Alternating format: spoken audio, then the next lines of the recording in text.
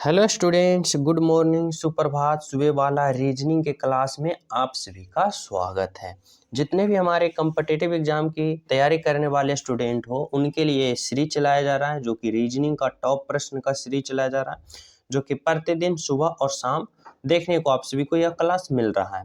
जो कि मैं बता दूं कि इस तरह से यह कंटेंट तैयार किया जा रहा है कि जिस प्रकार से लेटेस्ट पैटर्न आपका एग्जामिनर आपका एग्जाम में पूछ रहा है, यानी आपका एग्जाम में जिस प्रकार से आपका एग्जामिनर पैटर्न उठा के आपका एग्जाम पेपर तैयार कर रहा है, वही लेटेस्ट प्रश्न, वही पैटर्न और वही चैप्टर से एक एक प्रश्न आप सभी को इस क्लास में देखने को मिलेगा। यानी कि सभी चैप्टर से एक एक प्रश्न रहेगा, जो सेलेक्टेड प्रश्न रहेगा और सेलेक्टेड चैप्टर से है। समझ रहे हो? तो आप लोग अगर कॉम्पिटिटिव एग्जाम की तैयारी कर रहे हो किसी भी एग्जाम को, तो यह क्लास आप सभी को कंटिन्यू लगाना अति आवश्यक है, क्योंकि इस क्लास में सिखाया जाएगा कि कम समय में ज़्यादा प्रश्न सॉल्यूशन किस प्रकार कर पाओगे आप। अगर आप लोग कम समय में ज़्यादा प्रश्न रीजनिंग का सॉल्यूशन करने लगोगे तो आपका कॉन्फिडेंस हाई लेवल तक पहुंचेगा और सॉल्यूशन करने की स्पीड जो रहेगा एक रॉकेट की भांति होगा। समझ रहे हो? इससे क्या होगा, किसी भी एग्जाम में बैठोगे किसी भी विभाग वाले, तो उसमें अगर रीजनिंग का सेशन हो तो फुल बाय फुल मार्क्स से पास कर पाओगे। तो जो कि आप लोग कंटिन्यू प्रैक्टिस से यह कॉन्फिडेंस आपके पास आएगा। तो चलो शुरू करते हैं। पहला प्रश्न देखो, समझना, और सभी विद्यार्थी पहले खुद से सॉल्यूशन करने की कोशिश करना, और आपका राइट आंसर पता हो तो हमारे साथ कमेंट में भी करते चलना। तो देखो, पहला प्रश्न दिया गया है कि नीचे दिए गए प्रश्न में संबंधित संख्या को चुनिए। यानी संबंधित संख्या बताना है और आप सभी को सोचना समझना है कि यहाँ पे कि 7 का संबंध 49 से जिस प्रकार होगा, 11 का संबंध उसी प्रकार यहाँ से किससे होगा। तो बताना कि यहाँ पे संबंध बताने के लिए कह रहा है, तो यहाँ पे हमें सोचना होगा कि 7 और 49 में क्या संबंध है। तो अगर हम इस 7 का स्क्वायर करते हैं तो 7 का स्क्वायर कितना होता है, हमें 7 सत्या 49, यानी 49 आ रहा है। कितना आ रहा है? 49। इसी प्रकार इस 11 का हम क्या करेंगे, 11 का स्क्वायर करेंगे। तो 11 का स्क्वायर करेंगे तो 11 गुने 11 यानी 121। 121 यानी कि यहाँ पर जो होगा ना 121 होगा। जो कौन सा ऑप्शन है, देखो ऑप्शन नंबर ए। यानी 7 का स्क्वायर है 49, तो 11 का स्क्वायर 121। ऑप्शन नंबर क्या होगा? तो ऑप्शन नंबर ए होगा। समझ हो? इस प्रश्न का right answer option number A.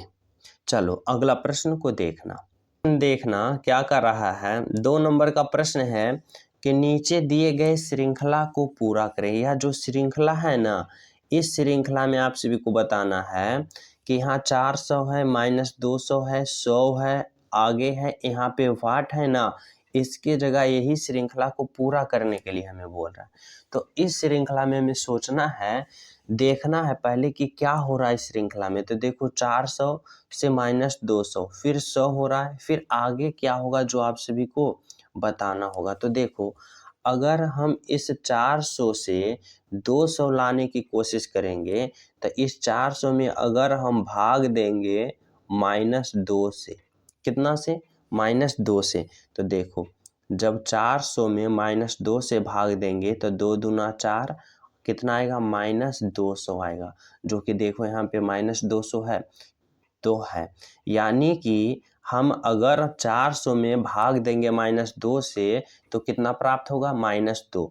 अब इस -2 में हम फिर से -2 से भाग देंगे, कितना से? -2 से। तो देखो यह -2 और -200 में भाग देंगे तो माइनस माइनस प्लस, और 200 में 2 से भाग देंगे तो देखो 100 आ गया। चलो इसी प्रकार इसमें भी भाग देंगे, कितना? -2 से। तो देखो यहाँ प्लस 100 है, यहाँ -2 से भाग देंगे तो 100 में 2 से भाग देंगे तो 50, और यह भी माइनस में 50 आएगा। कितना में आएगा? -50 में, क्योंकि 100 प्लस है और 2 माइनस से भाग देंगे तो -50 आएगा।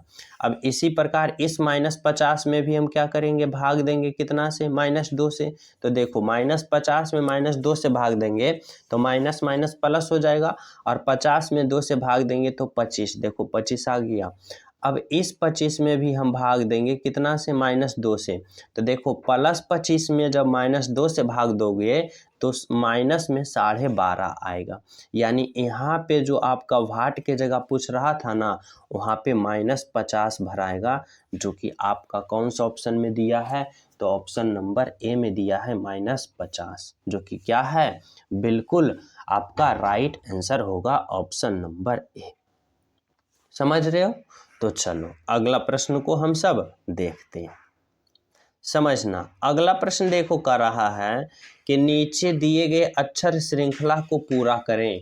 यह जो श्रृंखला है ना TRPNL, और इसके आगे क्या होगा इस ऑप्शन के अनुसार हमें बताना है। तो देखो जब भी ऐसा प्रश्न श्रृंखला वाले प्रश्न पूछ दे तो आप लोग अल्फाबेट पोजीशन का प्रयोग करना। जैसे कि समझना, यहाँ पे क्या है, टी है, तो टी का अल्फाबेट पोजीशन 20 होता है, आर का 18 होता है, पी का 16 होता है, एन का 14 होता है और एल का 12 होता है। समझना, अब आप लोग सोचना यहाँ पे कि अगर टी से आर जाता है तो टी का अल्फाबेट पोजीशन देखो 20 है, और 20 से 18 जाता है, यानी यहाँ पे क्या होता है, यहाँ पे -2 होता है।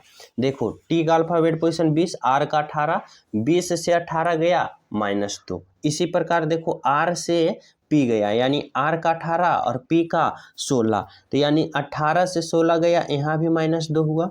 उसी प्रकार देखो पी से एन जाएगा, यानी 16 से 14 जाएगा, तो यहाँ भी -2 हुआ, और एन से एल जाएगा, यानी 14 से 12 गया, यानी यहाँ भी -2 हुआ।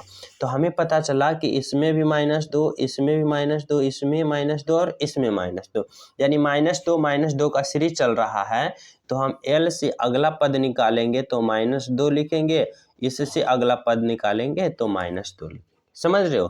तो देखो यहाँ पे एल का अल्फाबेट पोजीशन 12 होता है, और 12 में जब 2 घटाओगे तो 12 में जब 2 घटाओगे 10 आएगा, और 10 जो अल्फाबेट पोजीशन होता है वह जे का होता है। वह किसका होता है? वह जे का होता है। अब देखो जे से -2 करेंगे तो जे का अल्फाबेट पोजीशन 10 होता है, और जब 10 में 2 घटाओगे तो 8 आएगा, और 8 जो अल्फाबेट पोजीशन किसका होता है, तो 8 होता है एच का। यानी कि यहाँ पर क्या होगा, तो यहाँ पर होगा एच, यानी कि जे और एच कौन सा ऑप्शन में दिख रहा है, जे और एच, तो जे और एच देखो ऑप्शन नंबर सी में दिख रहा है, जो कि आपका क्या होगा, आपका बिल्कुल राइट आंसर होगा और बिल्कुल सत्य होगा। कौन सा? Option number C. तो यह श्रृंखला को हम किस प्रकार पता किए, सभी का अल्फाबेट पोजीशन लिख लिए और देख लिए कि क्या हो रहा है, तो -2 सभी में घट रहा है। तो यहाँ तक सभी विद्यार्थी समझ गए हो? तो देखो लाइक वाले बटन है ना, सभी विद्यार्थी लाइक वाले बटन दबा दो कि सर मैं लाइक कर दिया हूँ, और जो न्यू हो चैनल सब्सक्राइब कर लो, क्योंकि आप लोग अगर कंटिन्यू किसी चीज़ को करते हो तो आप लोग उसमें क्या हो जाएगा, कॉन्फिडेंस हाई लेवल तक पहुँचेगा। समझ आओ, जब कॉन्फिडेंस हाई लेवल पहुँचेगा तो आपका जो सोल्यूशन करने का स्पीड होगा वह 100% हो जाएगा। जो आप सभी को यह सुबह शाम क्लास प्रोवाइड कराया जाता है, इसी प्रकार से लेटेस्ट प्रश्न का और इसी प्रकार से समझाया जाएगा। तो आप लोग जो न्यू हो चैनल सब्सक्राइब कर लेना, बेल आइकन भी दबा लेना। तो चलो अगला प्रश्न देखना। अगला प्रश्न समझना, 4 नंबर का प्रश्न कर रहा है ना कि नीचे दिए गए प्रश्न में लुप्त संख्या ज्ञात करें। लुप्त संख्या ज्ञात कराना है, यानी आप सभी को बताना है ना कि यहाँ पे जो भाट है ना इसकी जगह क्या होगा, जो आप सभी को बताना होगा। तो देखो इस प्रश्न में हम किस प्रकार सोचेंगे, या तो हम इस प्रकार से चल के कैलकुलेशन करें, या तो हम इस प्रकार से चल के कैलकुलेशन करें, यानी कि 4, 8, 16 में इस प्रकार करें कि 32 आ जाए, या फिर 4, 5 में हम करें कि हमें 6 प्राप्त हो जाए। तो देखो जब भी ऐसा प्रश्न आ जाए लुप्त संख्या में, तो आप लोग इस प्रकार से चलने की कोशिश करना, जिस प्रकार से छोटे छोटे अंक को कैलकुलेशन करने की कोशिश करना और बड़ा अंक लाने की कोशिश करना, यानी छोटे छोटे अंक को कैलकुलेशन करके बड़ा अंक लाने की कोशिश करना। देखो जैसे कि 4, 8, 16 से हमें सोचना है कि 32 लाएं तो लाएं कैसे। समझ रहे हो? तो देखो अगर हम इस 4 और 8 को आपस में गुना करते हैं, क्या करेंगे, 4 और 8 को अगर हम गुना करते हैं तो 4 गुने 8 कितना होता है, 32 होता है। लेकिन यहाँ पे 16 है, तो यानी यह मेथड काम नहीं कर रहा है। तो हमें कैसे सोचना होगा, तो यहाँ पे हमें सोचना होगा कि 4 से हमें 8 लाना है, फिर 8 से 16 लाना है। तो देखो, अगर आप लोग इस 4 में 2 से गुना करते हो, इस 4 में 2 से गुना करते हो, तो देखो 8 आ रहा है, 8 आ रहा है। फिर इस 8 में फिर 2 गुना करते हो तो 8 दूना 16, देखो ये आ रहा है। फिर इस 16 में फिर से 2 गुना करते हो तो 16 दूनी 32, देखो आ रहा है, आ रहा है। यानी क्या किए ना कि इस 4 में हम पहले 2 गुना किए, फिर यहाँ पे फिर इस 8 में भी 2 गुना किए, और फिर इस 16 में भी 2 गुना किए। तो 4 गुने 2 किए, देखो 8 आ गया, 8 गुने 2 किए 16 आ गया, 16 गुने 2 किए 32 आ गया।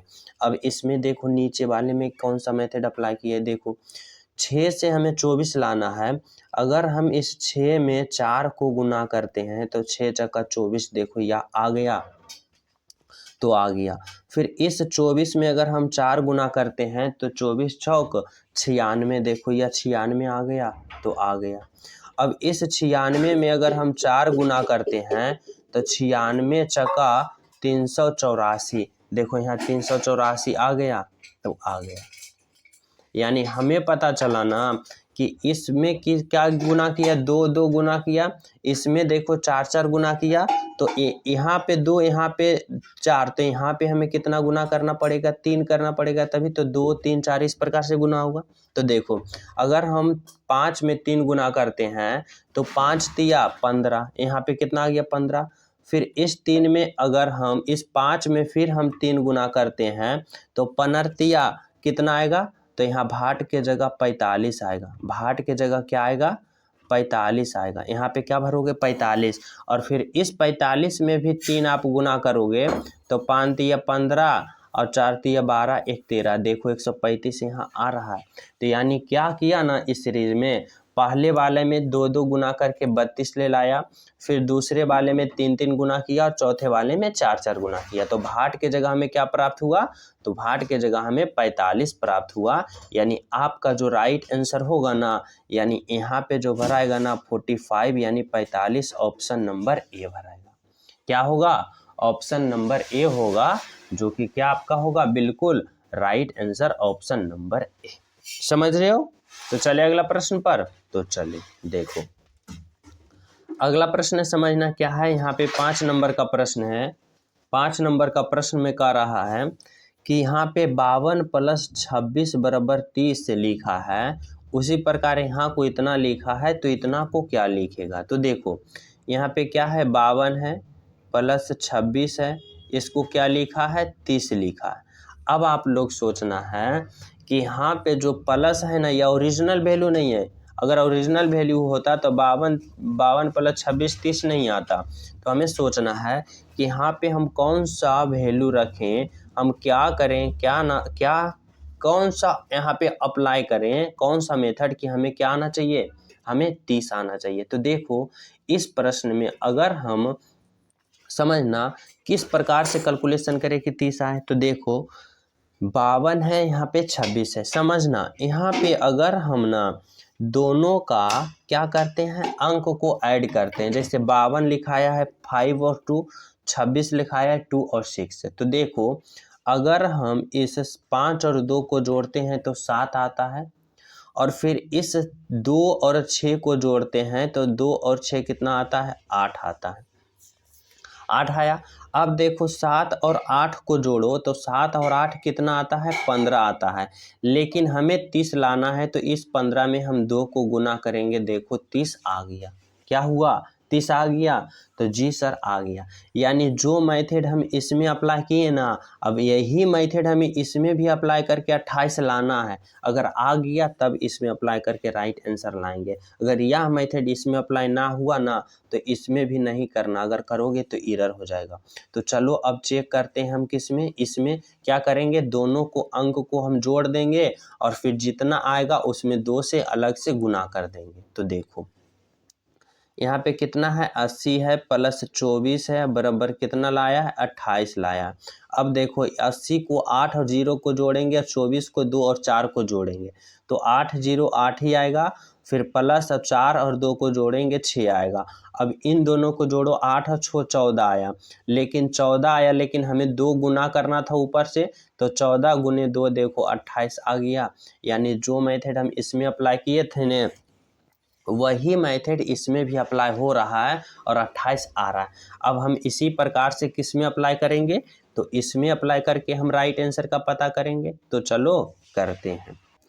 देखो यहाँ पे क्या है 27 है प्लस 54 है और हमें राइट आंसर का पता लगाना है। तो देखो क्या करेंगे, इन दोनों को बीच वाले को जोड़ेंगे तो 2 और 7 को जोड़ेंगे तो 9 होगा, और फिर प्लस 5 और 4 को जोड़ेंगे तो 9 होगा, और 9 प्लस 9 कितना होगा 18।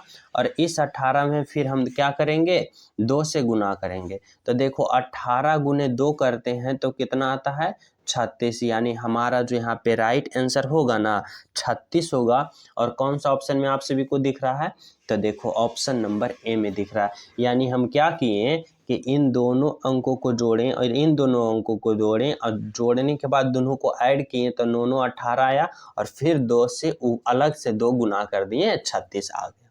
समझ रहे हो यहाँ तक। तो चले अगला प्रश्न पर। तो चलो देखना अगला प्रश्न क्या है समझना।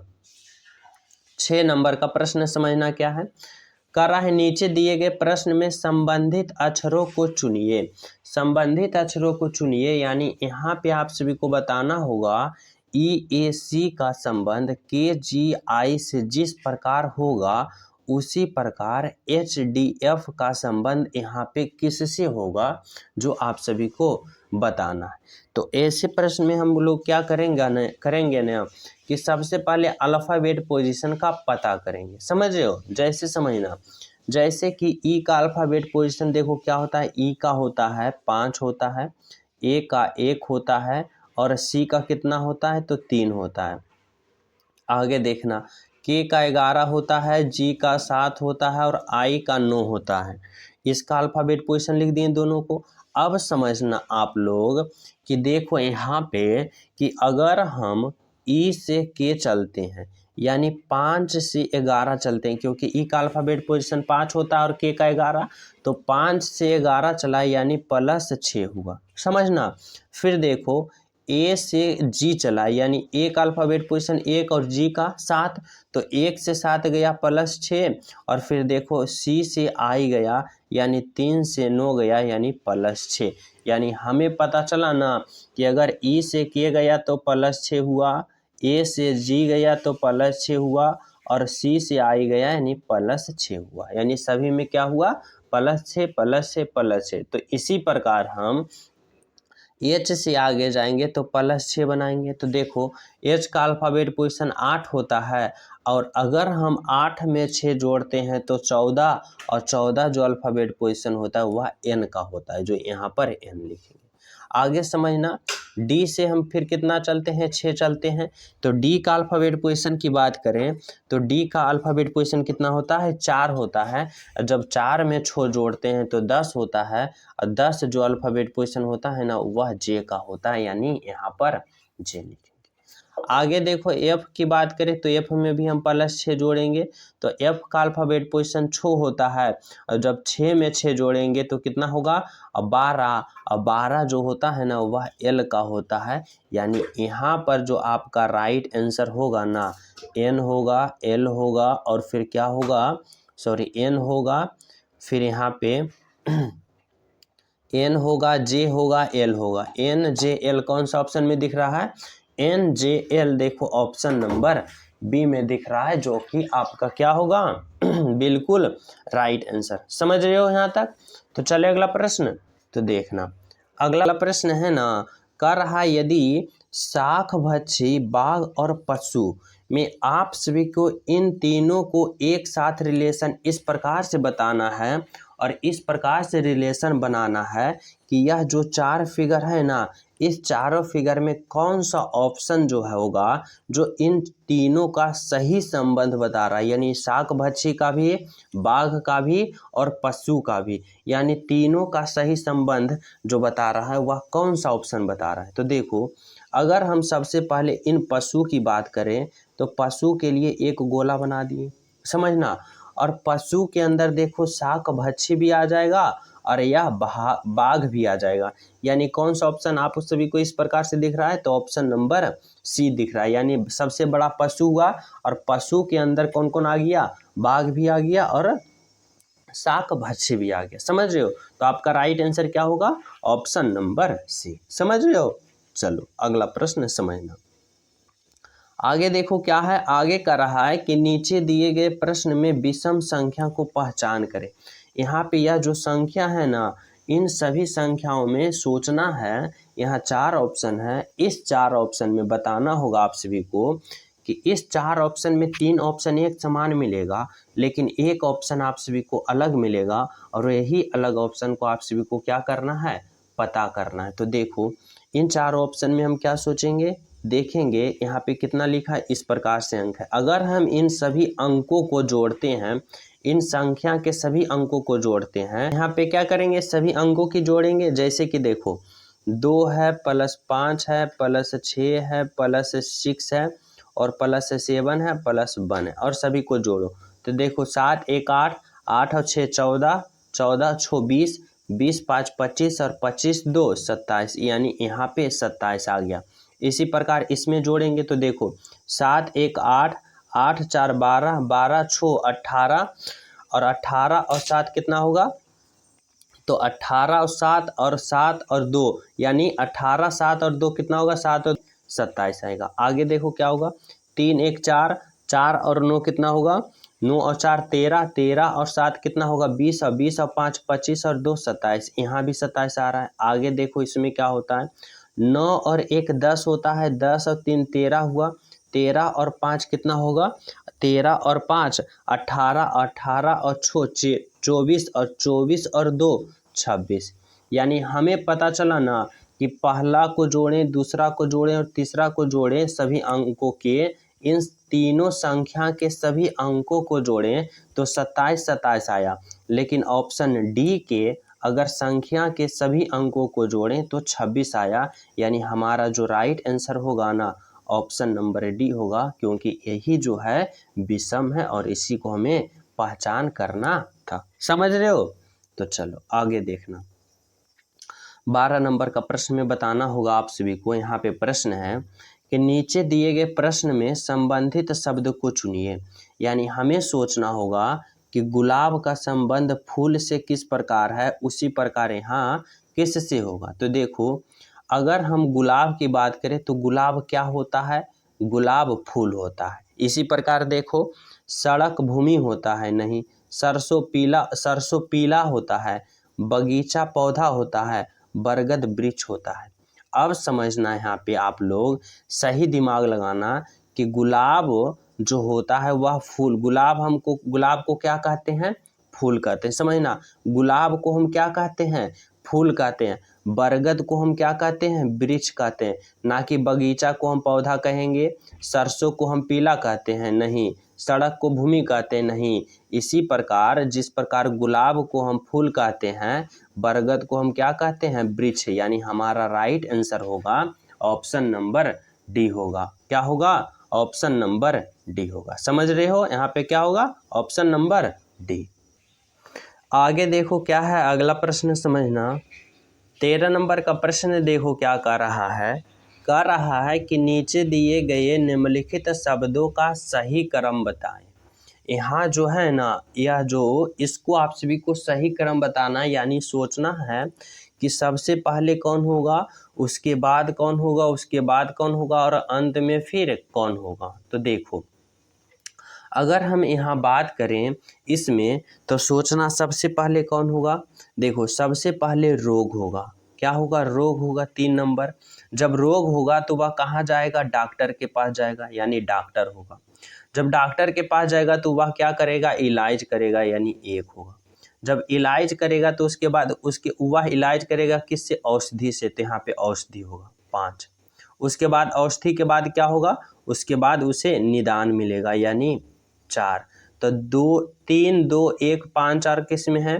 3 2 1 5 4 देखो ऑप्शन नंबर 1 में।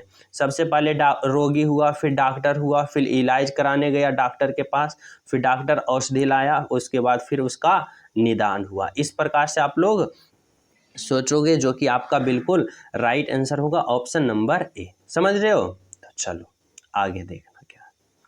आगे समझना, यहाँ पे 14 नंबर का प्रश्न है, कह रहा है कि नीचे दिए गए प्रश्न आकृति का दर्पण प्रतिबिंब क्या होगा बताना है। यह जो प्रश्न आकृति है ना, यहाँ पे उत्तर आकृति में बताना है कि यह कौन सा यह आकृति इन चारों ऑप्शन में एक ऑप्शन में सही सम्मिलित है। तो देखो दर्पण यहाँ लगाया है एम और इसका प्रतिबिंब किस तरह बनेगा? तो देखो अगर इस प्रकार से यह है और यहाँ पे दर्पण लगाया है ना, तो दाएं वाला बाएं में चला जाता है और बाएं वाला दाएं में चला जाता है। तो समझना किस प्रकार से होगा। यह जो है ना, यह इस प्रकार से उलट जाएगा, यानी इस प्रकार से अगर इसका लाइन है तो यहाँ पे इस प्रकार से हो जाएगा। किस प्रकार से हो जाएगा? इस प्रकार से। और यह जो इस प्रकार से यहाँ से स्टार्ट है ना, वह किस प्रकार से स्टार्ट हो जाएगा? वह इस प्रकार से स्टार्ट हो जाएगा, इस प्रकार से हो जाएगा। और यह गोला जो यहाँ है, यह गोला कहाँ आ जाएगा? तो यहाँ आ जाएगा। अब देखो किस ऑप्शन में यह सम्मिलित है? बी नहीं, डी नहीं, सी नहीं, ऑप्शन नंबर ए में।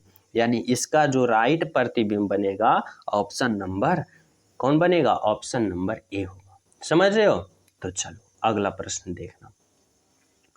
अगला प्रश्न है 15 नंबर का प्रश्न और यह प्रश्न मैं आप सभी को होमवर्क के रूप में दे रहा हूं और बताना इस प्रश्न का राइट आंसर कि इन शब्दों में विषम शब्द पहचाना। यानी 4 ऑप्शन है आप सभी के पास और 4 ऑप्शन में 3 ऑप्शन एक समान है और एक ऑप्शन जो है ना अलग है, और वही अलग है जो विषम शब्द है, और वही अलग ऑप्शन को आप सभी को चयन करना है और बताना है कि क्या होगा उस ऑप्शन जो राइट आंसर होगा। और सभी विद्यार्थी इस प्रश्न का राइट आंसर कमेंट में बताना। इजी प्रश्न है, सभी विद्यार्थी ईमानदारी से कमेंट में करना। और जो अभी तक लाइक नहीं किए हो, लाइक वाले बटन दबा देना। और जो न्यू हो चैनल पे पहली बार हो, चैनल सब्सक्राइब कर लेना, बेल आइकन दबा लेना और प्यारा सा कमेंट जरूर करना। मिलते हैं आप सभी को अगले क्लास में, जब तक सभी को हमारे तरफ से जय हिंद।